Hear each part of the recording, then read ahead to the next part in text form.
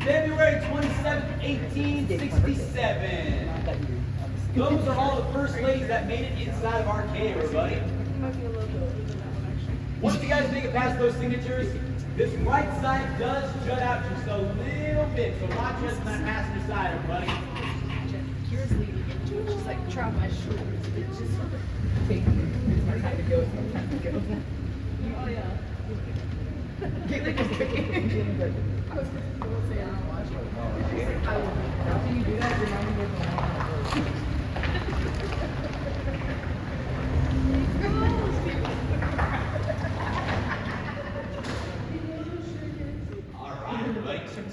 Like I mentioned to you guys, John Knox would have kept this cave a secret for the first 5 years.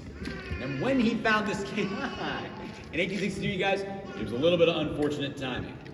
During 1862, that was right at the top of the Civil War.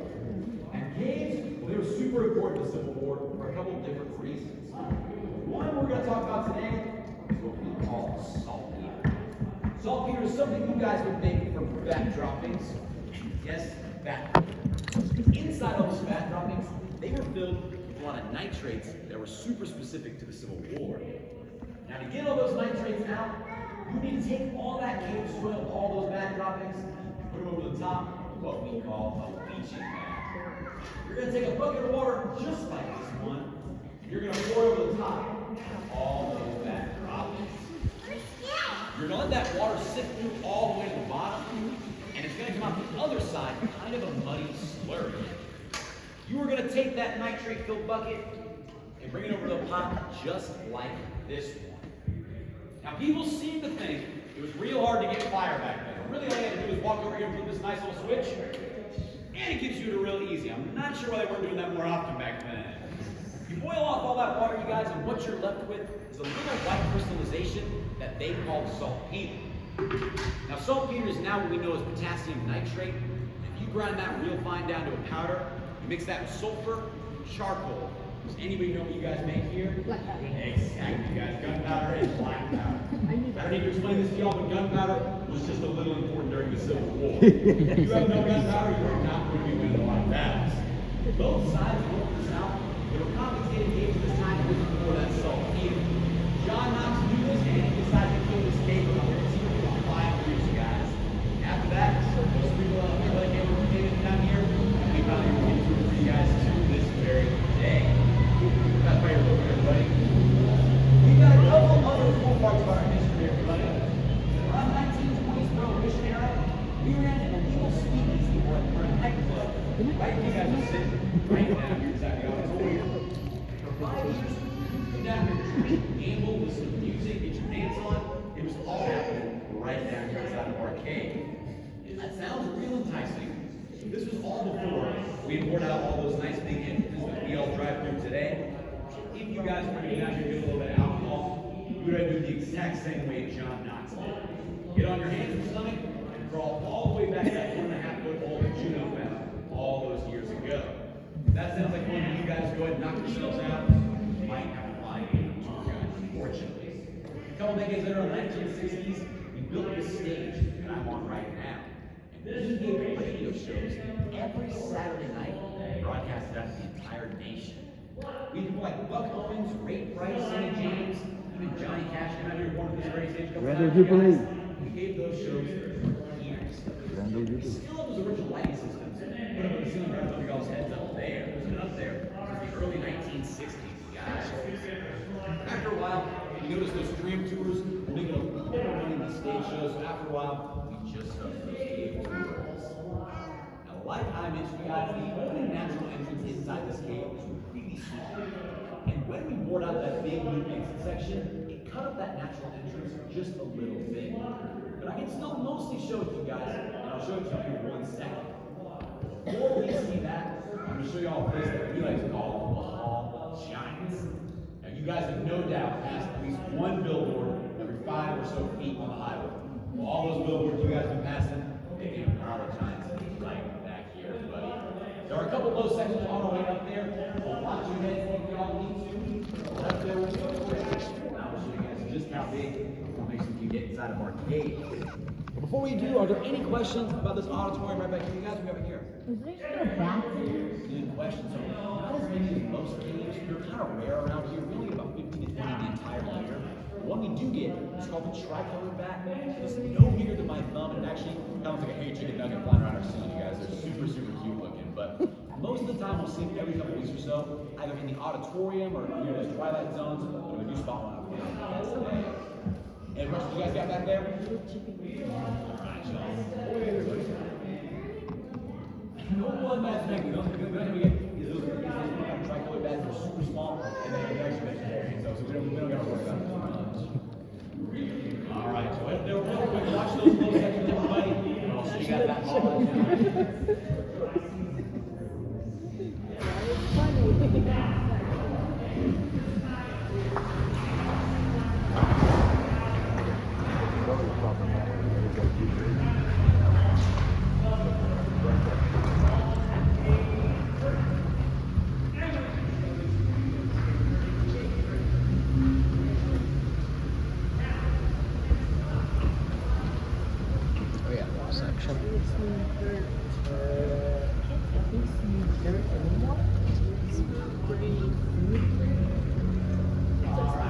back in that bucket section, you guys. We've got that first low section coming up right here. It does get a little jagged. Just watch y'all's head if you need to. Yeah, stand tall, boys. Think like a man. Don't look a woman. Left side just go down a little bit, everybody. So keep watching your heads. Straight back. Oh,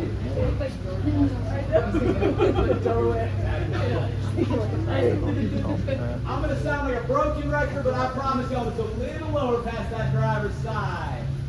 Once we round that corner, it will start raising up for you. Watch that, everybody.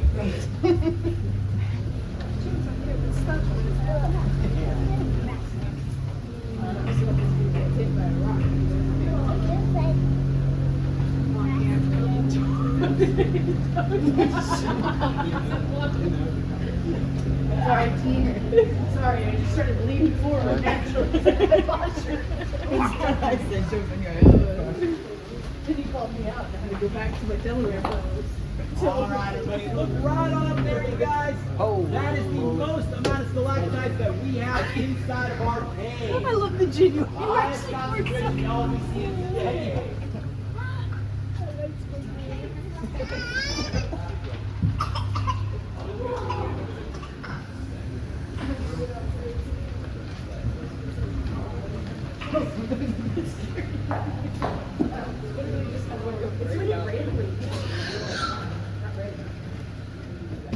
Now, normally, you guys, I kind of jokingly ask y'all to count as many of those big stalactites as you guys can see back there, but I stopped making that joke recently, mainly because I made that exact same joke to a little boy a couple days ago. He told me he saw at least 3 up there, so. I'm making that joke this entire time. You're like, how old? She's like, at least 2 years. You guys do, I've heard him a couple times for sure. Now, these candlelights are a little bit different from what I showed y'all earlier. You gotta be pretty bold to come down here the way that John Knox did. You come down here with a plain candle like that, and any water comes down to hit that flame, it is going to leave you all in the dark real quickly. So what they would actually do, they're going to take an old rusty tin can. You're going to cut off the top part, like you guys might be able to see back there. You're going to puncture 1 hole in one side for a candle, and 2 holes in the other side for a wire handle. Now if you do all that, that seems pretty simple, but what you're left with is a pretty decent candle lantern. Now that is not bad at all from the 1860s, you guys. It kind of funnels all that light forward, and if any water tries to come down and hit that flame, it's going to hit that can first. We like to call that the first ever incandescent light ever made right down here for our cave, you guys. One more minute. Hey, it gets even worse than that. Put it on the ground, now it's a fluorescent light. You're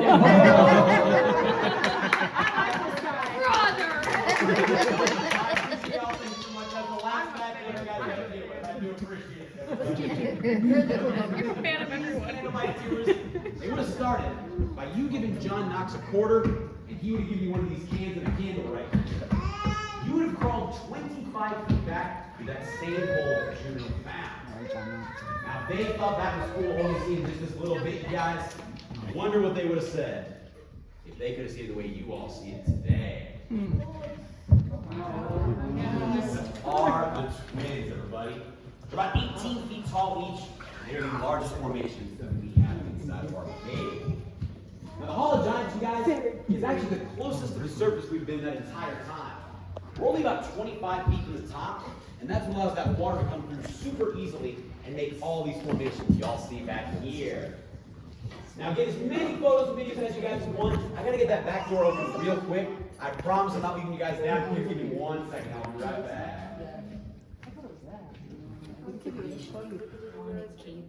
I'll like that for you. Good song.